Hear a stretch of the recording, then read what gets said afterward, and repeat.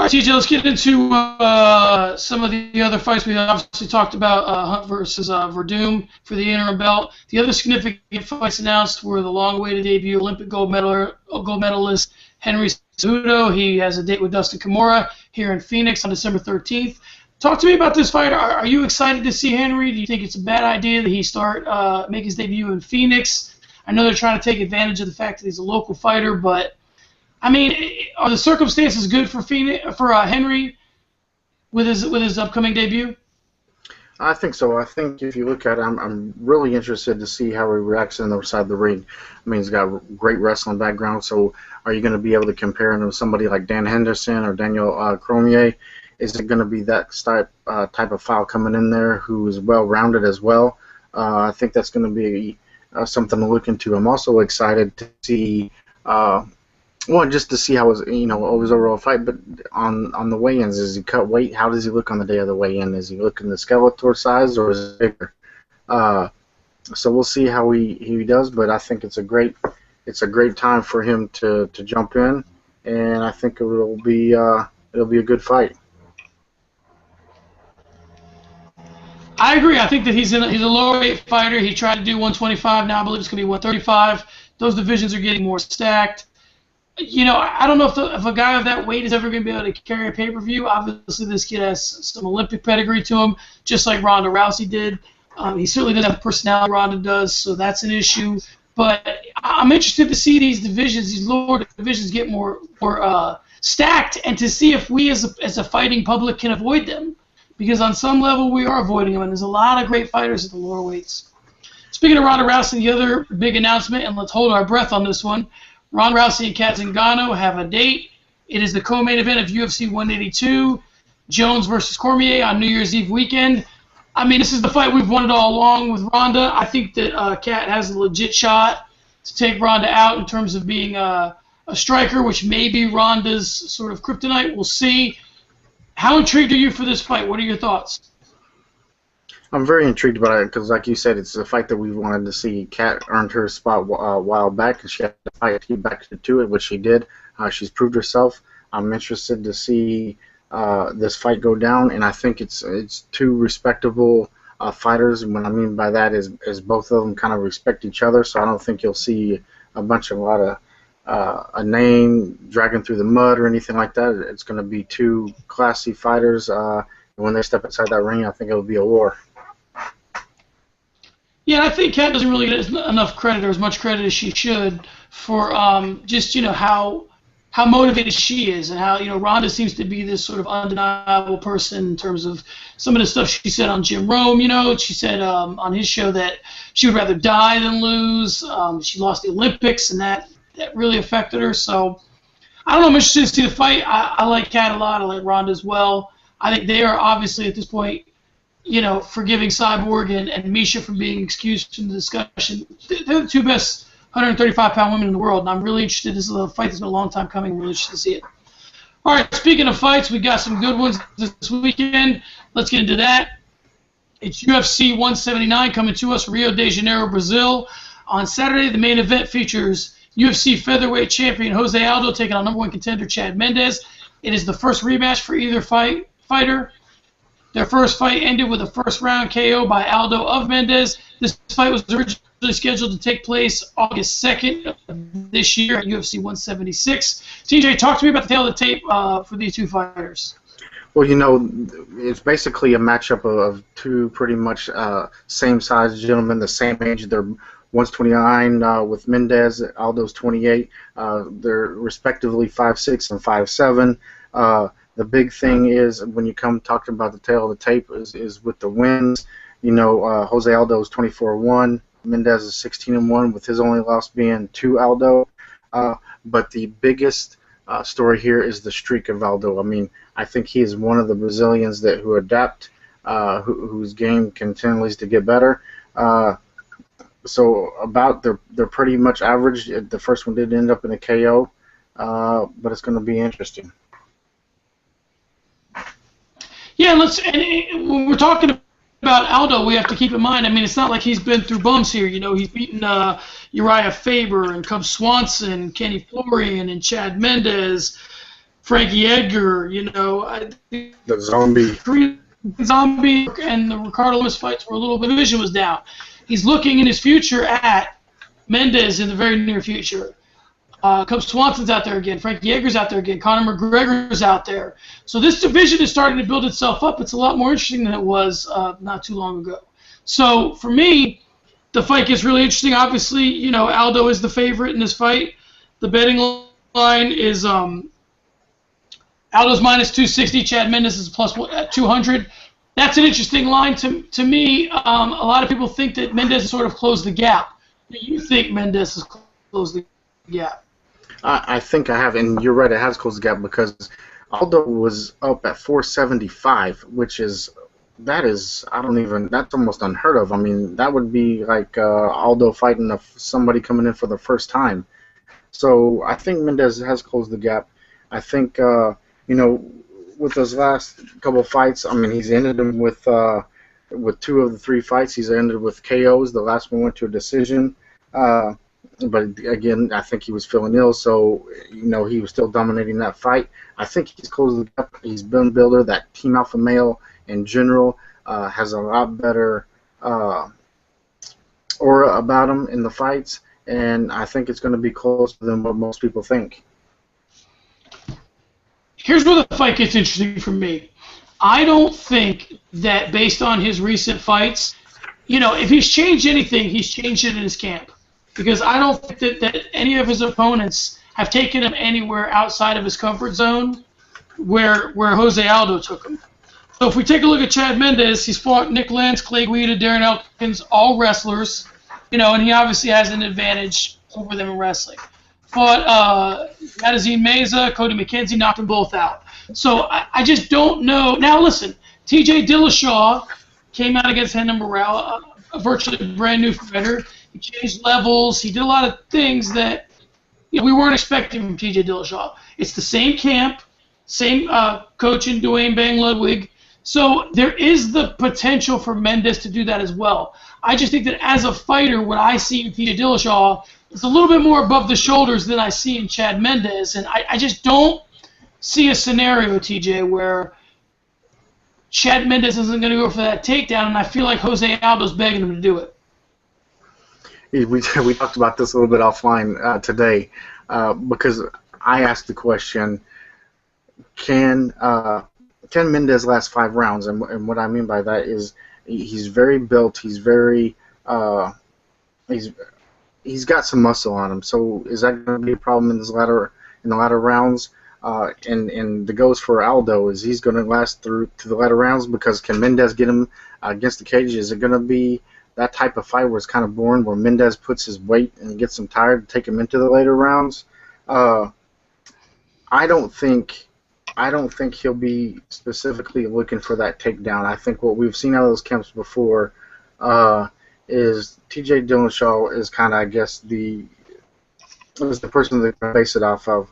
Because Benavidez got knocked out last fight. TJ Dillashaw had a great run. He fought from the outside. He constantly moved. He was working the outside in, and I think that's kind of a recipe that you're going to have to go by. So I think personally that's how Chad is going to come into this fight, and I think everybody's going to be looking. They think he's going to be taken down. I think Jose Aldo is going to be looking for that, and you're right, he's probably wanting him to do that, but I don't think that's the kind of fight we're going to see. All right, I have a quick question for you because I was doing some research and on the fight, and one of the things that I read was that Aldo sort of stays heavy and low when he feels like he's going to be taken down. So he's comfortable striking from that sort of a position. So the analogy I'll give you is when you're fighting a wrestler, and we'll get more to this when we talk about Glover Teixeira and Phil Davis. I'll actually save the analogy for Glover Teixeira and Phil Davis because it's a little more apt. But my question is, and it's a simple one, in terms of what do you think one Jose Aldo one Jose Aldo low kick equates to in terms of any other fighter? How many kicks of another fighter does one? Give me the ratio. Probably 5-1. It's interesting you would say that because I thought the same thing. So the thing that I think that Chad Mendes has to keep in mind when he goes into this fight is that if you're telling me that for every 5 kicks another fighter throws, that's equal to 1 kick that Jose Aldo throws, that means that the second that that bell rings and you come out, you're avoiding those kicks at all costs. You don't have the luxury of waiting till you get kicked 3 times to stop them before you get to 5. At 1, you're in trouble. At 1, you're sort of, you're starting to, 1's too many, is the point I'm trying to make. So I guess if you're Chad Mendes, how do you neutralize the low kick of Jose Aldo? Because he does a lot of work off of the low kick. And conventional wisdom is to take him down. But if he's begging you to take him down, what's the remedy for the Jose Aldo low kick, in your opinion?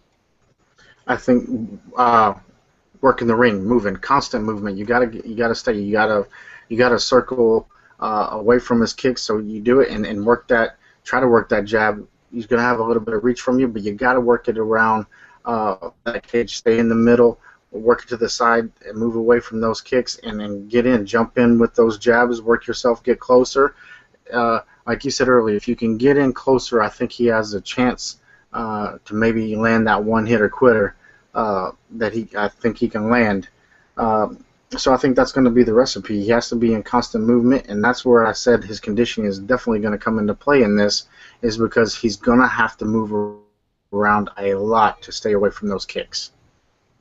I agree completely, and I just don't think that Chad Mendes has that in his toolbox. I just don't think that I think that he can keep a pace with Jose Aldo. I think that he has the cardio to go 5 rounds with Jose Aldo, but I don't think that he could fight the fight that T.J. Dillashaw fought against Renan Barão, and I think that's the fight that he needs to fight.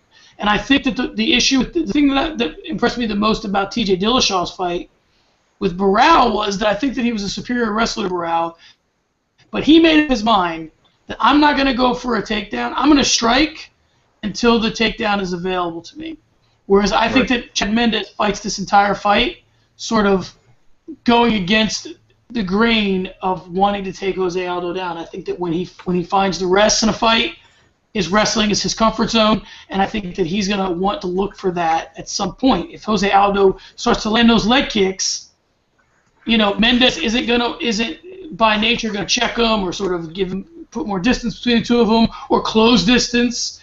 I don't think that he's able to move in and out, switch levels in terms of, from a striking perspective, show him different head levels and different movement. I don't think that Chad Mendes can do that like T.J. Dillashaw did or like Dominic Cruz does, and I think that's the secret, which really sets things up, interestingly enough, down the road for a potential Dillashaw-Jose Aldo fight. Super fight, but that's down the road. But I just don't think that Mendes has that. So let's get to the predictions.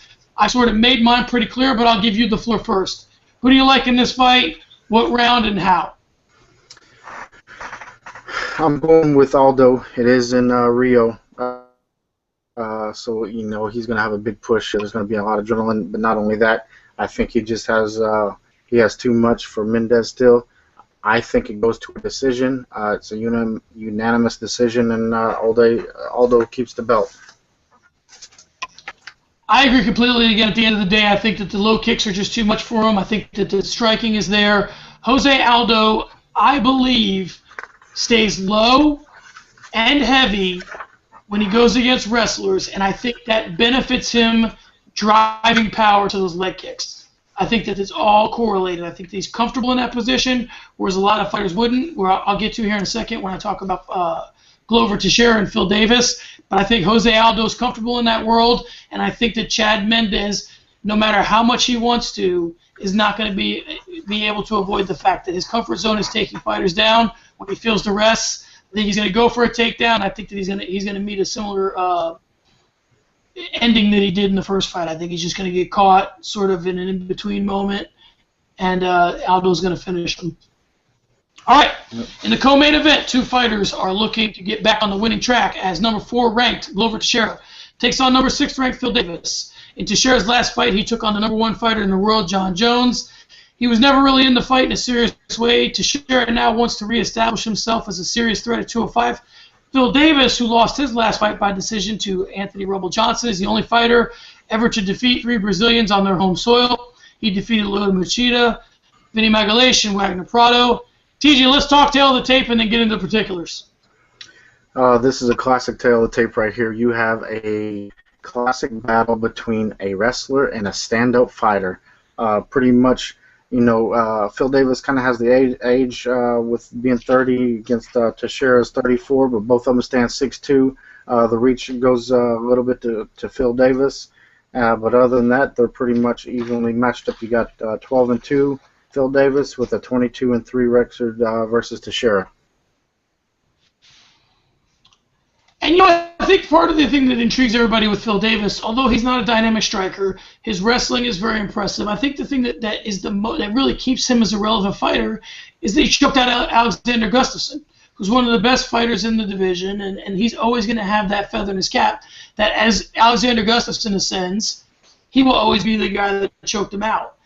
Teixeira, I mean, obviously, he brings a lot to the table as well. I mean, he's got great hands. He hadn't lost in forever.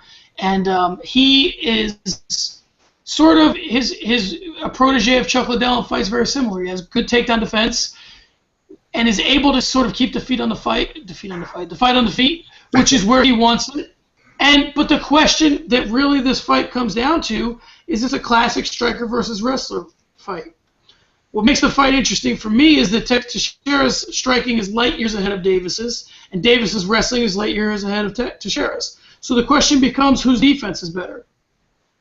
Teixeira has great takedown defense, but against Davis's wrestling, I'm just not sure that the takedown defense is going to be adequate. Now, in terms of the betting odds, Teixeira is the betting favorite. He's minus 285, whereas Davis is plus 205. So with all those things being taken into account, where do you feel? I mean, who has the advantage and who has the disadvantage in terms of their strength and the other's weakness? I think it's pretty much evenly matched up. You're right. Teixeira has a stand-up game that can't match, that Phil Davis can't just match, and vice versa on the wrestling. What I do see with the odds of the takedown defense, he has Teixeira has a 50% takedown accuracy with a 75% takedown defense. So it's going to be close because here is the tail of the tape right here. The takedown accuracy for Phil Davis is only 36%. His defendants is 73%. So what you're seeing there with an accuracy of only 36%, is that because he tries to go for the takedowns more often, as he's trying to constantly work that? And if he does that, is he doing that in this fight? He's opened himself to get caught with one of those Teixeira blunders that will come across him. So I think the matchup is going to be pretty close, but I think just Teixeira is just too much for him. I agree. I do think he's too much for him. Obviously, Teixeira has been in there with the best in the world. I wouldn't say he actually held his own, but he knows what it is to be in there with a great fighter, a great wrestler, someone that's way more well-rounded than Phil Davis. That's MMA math, and that doesn't always work. But I think for me what this comes down to is a few things. Will Davis, okay, so Teixeira has the goods when it comes to striking, but Davis has the greats when it comes to wrestling. So the question for me becomes, with Teixeira liking to sort of fight in close, does that put him at risk for the takedown? Maybe, maybe not. But the variable here for me is that Phil Davis is known to get discouraged if his shots are stuffed, and because he takes so much pride in his wrestling. So if his shots are stuffed and then ultimately Teixeira can land, are we going to see Phil Davis going into the tank? What do you think about that? I mean, in terms of mental toughness, do we see Phil Davis sticking around if he can't get off what he wants to get off on Teixeira early? You better hope he can stay focused, because if he doesn't, he's going to catch one of those right or left coming across that jaw. You can't let your guard down with somebody like Teixeira, not with the kind of power of stand-up game he has. You keep working it. I mean, it doesn't matter if it's the first or the third round. If you're right there, if it's a competitive fight, you just keep working those takedowns until you get it, and hopefully you can get on top of him, do some ground and pound or work a submission. That's one thing he cannot do, is get discouraged during this fight, because it's the first time he does.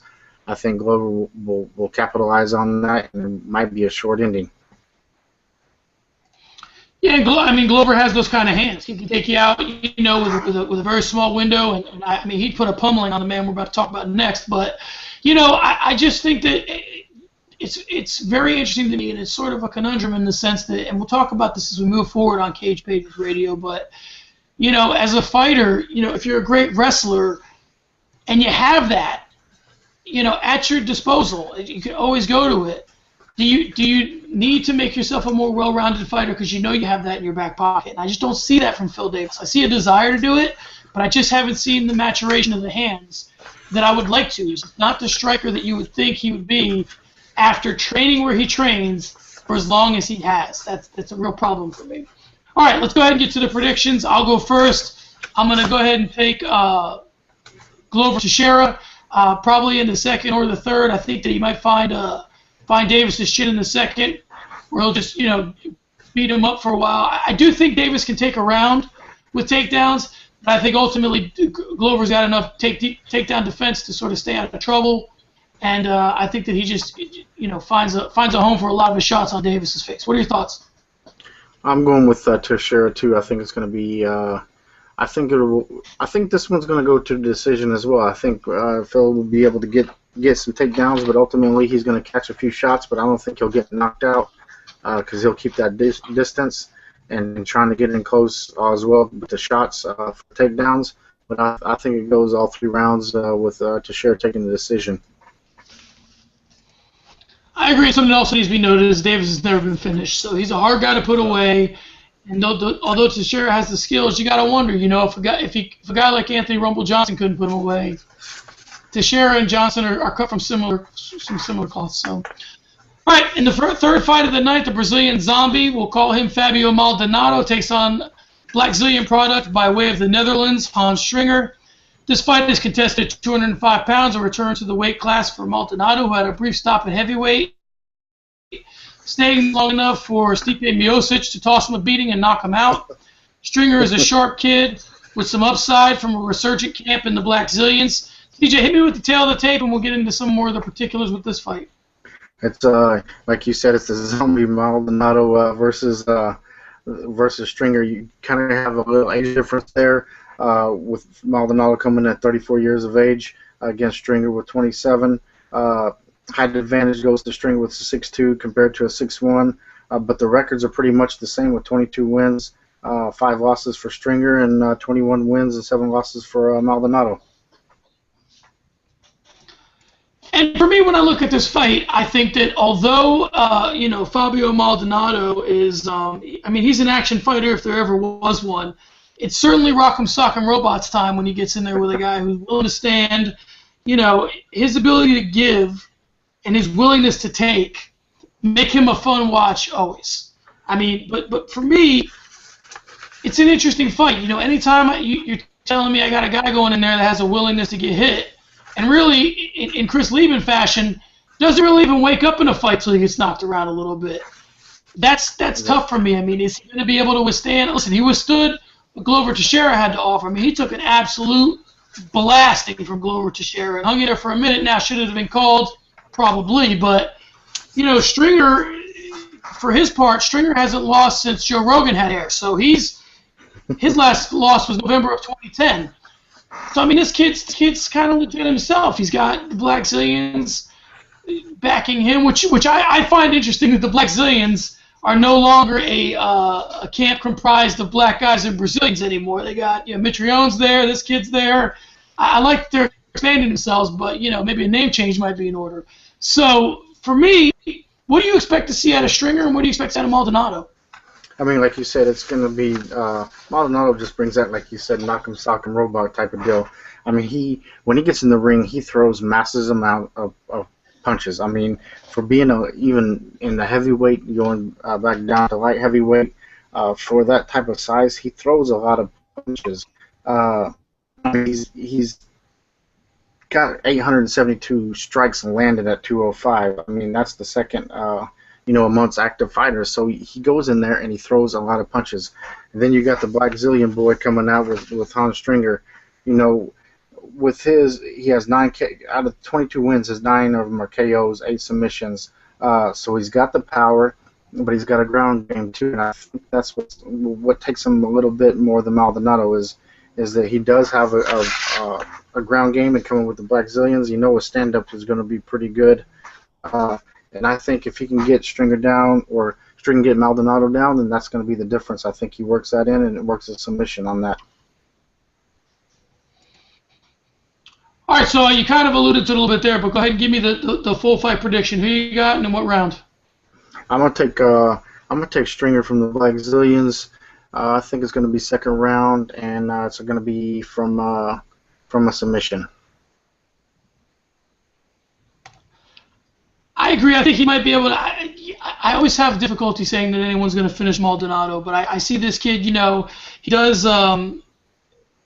He's a lanky kid. You expect to see long crosses and jabs. I think that's a good formula for fighting Maldonado. I mean, he seems open right down Main Street to punches. So we'll see. But Maldonado can withstand a lot of punishment. I think that if it's a finish, I'll give it to Stringer. But if Maldonado just has one of those nights where he put the Knight's armor shield on his face before he went in there, I mean, that kid can take a beating all night, man. So I think if it goes the distance, I don't know.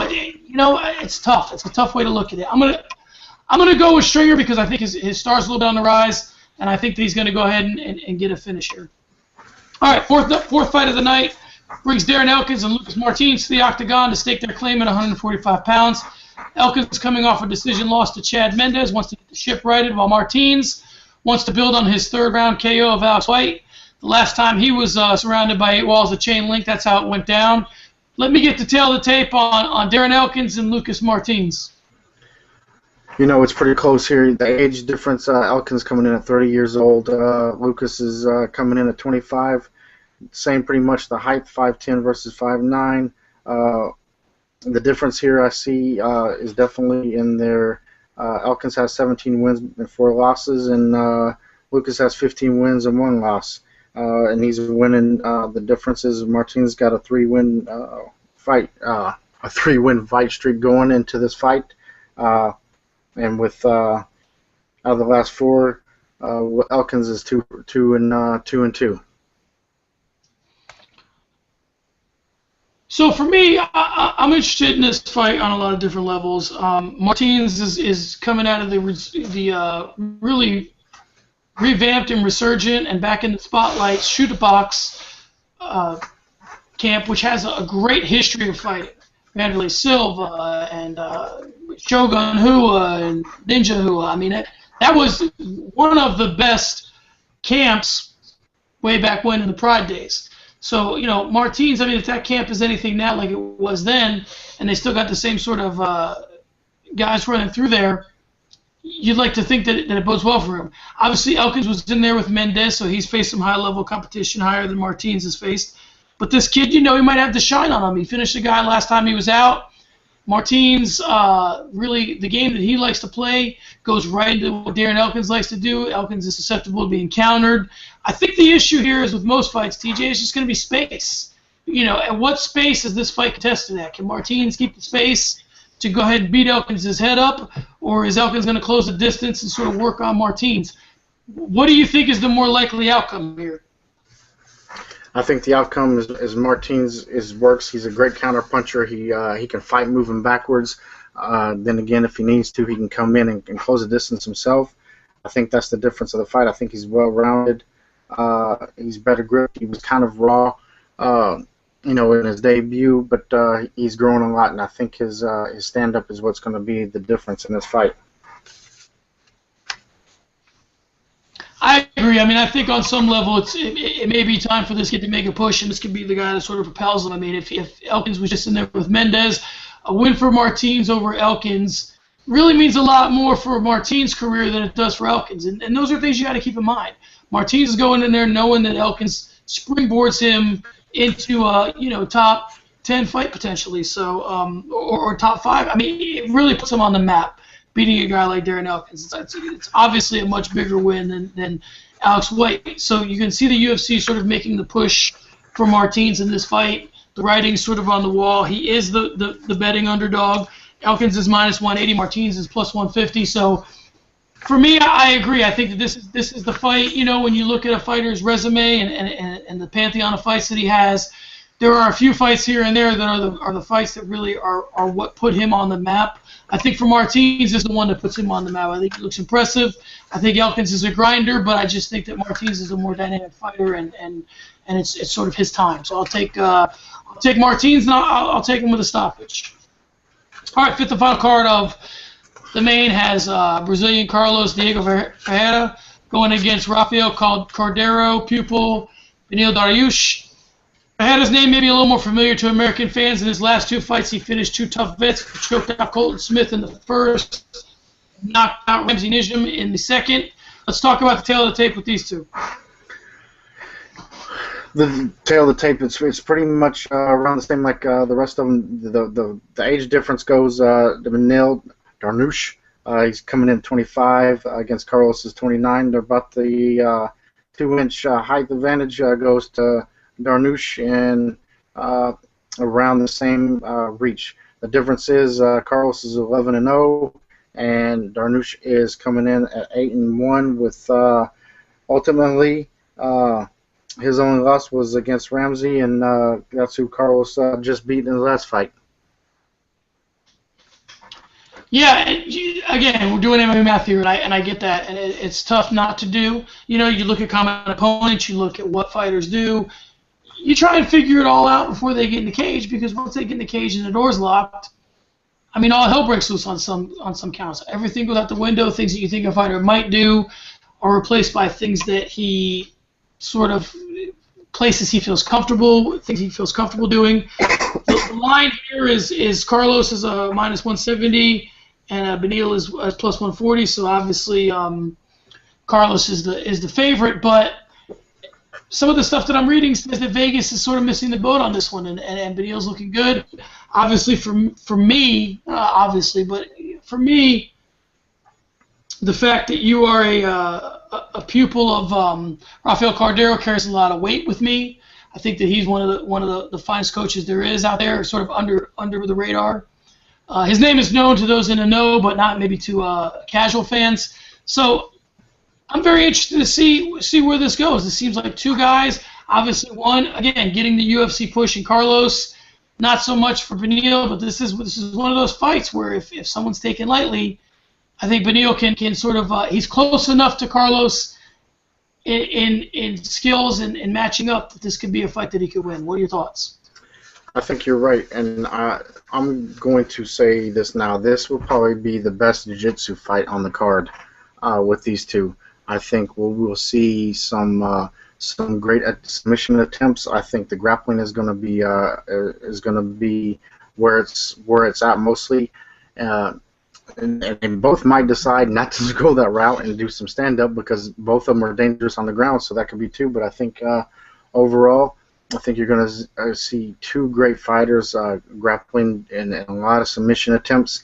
And it's going to be interesting. I actually can't wait for this fight. This is one of my favorites on the card, just because I like that. I like the jiu-jitsu type. I like it when it goes to the ground. It goes to the strategy there. But off of it, I think both of these guys have a chance if it goes to the ground. I mean, I can't outweigh one or the other one. Right now, I'm probably going to have to go with Carlos though, just because of his winning streak. You know, I'll go ahead and take Dariush. I like the Rafael Cordeiro. I'm beating a dead horse here, but I like the Cordeiro connection in his corner and in his training. I just think that Carlos is he's a Brazilian guy. He fights in Brazil a lot. So I just think this. I don't know. I feel like this one's a little bit too much for him. I think that it's just asking a lot of him. It's just a gut thing. I think they're close enough guys. It's a coin flip. So I'll take the guy who has less to be concerned with walking into the cage in this one. So and I'll take him. I'm gonna take him by decision.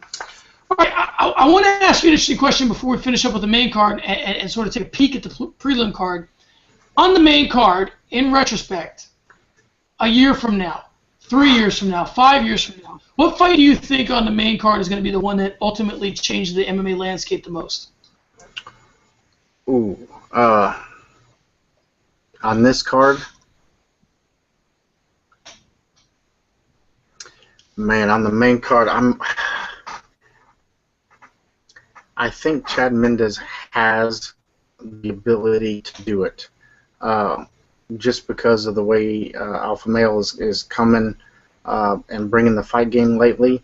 I think if Mendes can keep that fight strategy in the ring, if he knows what he's going in there to do and implements his game plan, which is so cliche about me saying that, because isn't that every fighter's want. But other than that, I think it's Chad Mendes has the ability to make a statement tomorrow for Team Alpha Male. I think he does too, and I think we both picked Aldo. I mean, Aldo's a high-level guy. At some point, I tried to sort of do a little thought experiment as to when was the point when we started to really not be as impressed with Jose Aldo. I mean, he was the greatest fighter in the world for 5 years, or at least in the discussion, and then all of a sudden, his gas tank started to be questioned more. I think for me, it probably was the point at which he wasn't as impressive against the Korean Zombie, which wasn't his fault. Obviously, the Zombie got hurt. And then also against Ricardo Lamas. So I don't know. I mean, you're right. Mendes does have a shot.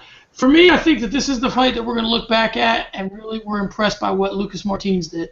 I think he's going to come out of this and go, that was the fight that sort of turned that kid's career around and made him a legit guy. Maybe even a top 5 guy. I think this is the fight where he is he sort of makes a statement. So we'll see. I mean, Darren Elkins isn't that. Darren Elkins is a solid guy, but I think that if you go in there and look really good against Darren Elkins, you start to get perceived differently. It's kind of like going in there and blasting out a guy like Clay Guida. Clay Guida doesn't mean that much to your career in the grand scheme of things, but when you look super impressive against him, then it sort of tells us kind of who you are and where you're at. All right, let's take a peek at the prelim card. Again, it's for me, it's not a super exciting card. Full disclosure, I don't really ever get super excited about prelim cards unless they're something that is specifically being marketed to me to be exciting. A Fox card, or where they're really trying to knock my socks off with a prelim card. Neil Magny's on the prelim card. Scott Jurgensen's on the prelim card. Andre Fili. Chico Kamosh. What do you see on the prelim card that's got you excited? Anything? Yeah, the Fili versus the Fleet fight. I think that intrigues me a little bit. I think that might be one of the fight of the night contenders. Both of them like to stand up. They have equal amount of KOs on just about submissions. I think it's going to be a stand-up brawl. I think it's going to be. This one could be a barn burner, and that's the one I'm looking forward to. For me, it's the Neil Magny and separately the Neil Magny and Scott Jurgensen fight. Scott Jurgensen, for me, he's just one of those WEC guys that always comes in the cage and just is ready to throw down. He's hashtag WEC never forget every time he gets in there, and you gotta love the kid for it. So that's why I'm going to keep my eye on the prelim card. It should be an interesting card overall. Let me ask you kind of a weird question. What kind of a number are you expecting out of this pay-per-view?